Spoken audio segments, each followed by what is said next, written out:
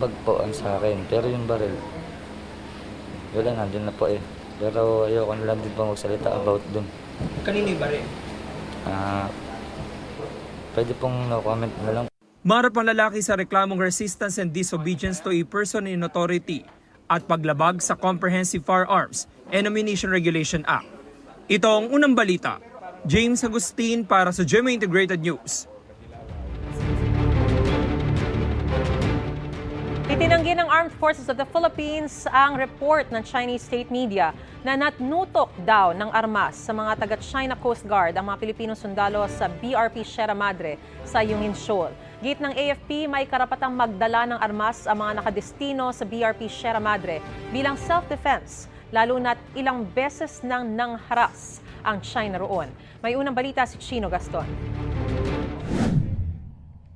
Sa kuhang ito mula sa China Coast Guard, kita ang BRP Sierra Madre na nagsisilbing military outpost ng Pilipinas sa Ayungin Shoal sa West Philippine Sea, kalagitnaan ng airdrop ng supplies sa BRP Sierra Madre. Sabi ng Chinese media, 2 sa mga tropa ng Pilipinas sa barko, itinutok umano ang kanilang armas sa CCG. Pero ayon kay AFP Chief General Romeo Bronner Jr. sa eksklusibong panayam ng GMA Integrated News, we are denying, no? Nakausap po namin yung mga sundalo natin doon sa BRP Sierra Madre. Hindi po nila tinutukan yung Chinese, no? Hindi nila tinaas yung kanilang armas para tutukan yung mga Chinese. Hawak-hawak lang nila because of that right to self-defense. ayon kay Bronner, 4 na airdrop ang ginawa nila sa BRP Sierra Madre noong May 19. Ang isang drop, kinumpis ka raw ng mga Chinese at nang makitang pagkain ng laman, itinapon umano ito. Our rubber boats had to go to that area para i-recover kung ano yung kaya nilang i-recover. But the thing is, lumapit ng masyadong malapit yung mga Chinese dun sa ating BRP Sierra Madre. And meron tayong rules of engagement na sinusunod. Na kapag may mga ganyan na nakikita nila na maaring threat, no, ay they have the right to defend themselves. Commissioned vessel aniya ang BRP Sierra Madre. Ibig sabihin, otorisadong magkaroon ng armas para sa self-defense. Kaya't hindi nila tayo pwedeng sabihan, no, na hindi pwede yung mga weapons on board that ship. Pwede yon, that is authorized even under international law. Ayon din sa Philippine Navy, kahit sa video, makikitang hindi naman tinaas ang baril at nasa waist level lamang. Walang sundalo ang umaasinta mula sa bewang, tinataas ito, sino-shoulder at sinisipat. Ang dapat din daw pinagtutuunan ng pansin ang pangunguhan ng airdrop package ng CCG na kinalat pa raw nila sa dagat. Ayon sa AFP, ipoprotesta ng Pilipinas ang ginawa ng CCG. We are bringing supplies, humanitarian supplies for our troops in BRP Sierra Madre para mabuhay sila doon.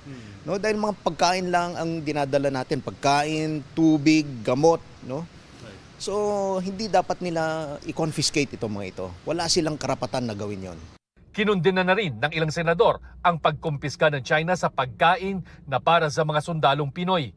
Gayon din sa iba pang panghaharas ng CCG sa Ayungin Shoal. Provocation talaga yun. Pati yung pagkuha nila ng pagkain natin, hindi naman kanila. Ilang beses nang nagkatensyon ang Pilipinas at China sa Ayungin Shoal. Di bababa sa 7 beses nang na-water cannon ang mga resupply mission natin dito. Sa pagkakataong ito, airdrop ang ginawang resupply ng AFP. Pero hindi raw ibig sabihin nito na duduwag na tayo. Very peaceful yung ating ginagawang mga means, mga options natin to bring supplies to our troops.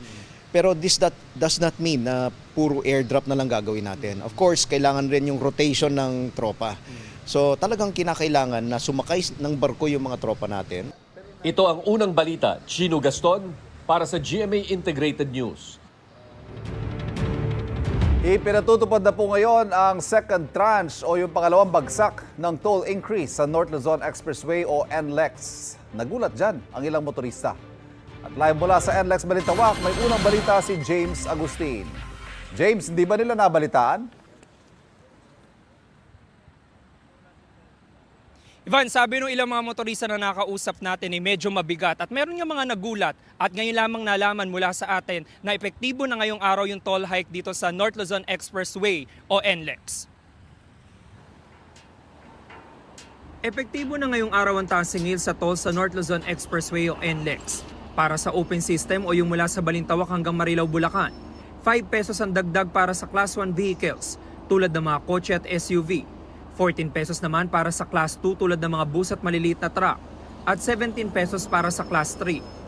Kung end-to-end naman ang biyahe mula Metro Manila hanggang Mabalacat City, 27 pesos ang dagdag para sa Class 1, 68 pesos para sa Class 2 at 81 pesos para sa Class 3. Ang motoristang si Anthony papuntang Pampanga, ikinagulat niya ang toll hike. Sa mga nagbibiyaheng katulad namin, mabigat sa amin yun. Pag kinumpit mo kung everyday ka nadaan, malaking bagay. Pangdagdag na rin sa diesel. Ang truck driver naman na si Sandro, 2 beses daw kada linggo dumaraan sa NLEX. Biyahe siyang Tarlac ngayong araw para mag-deliver ng purified water. Medyo mabigat talaga, sir.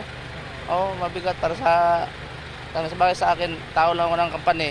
Yung kampanya siguro, hindi pa siguro alam nila ngayon eh. 4 na beses naman kada araw dumaraan sa expressway ang bus driver na si Alfred na may rutang Monumento Angat. Malaking na naman. Pasarin sa operator.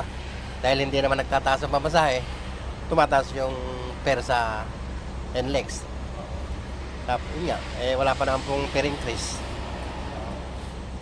Kaya pasanin na naman ang operator. Pag nag-increase ang pamasahe, apektado na naman ang mananakay. Pasahero. Sa ngayon po, wala pa namang increase.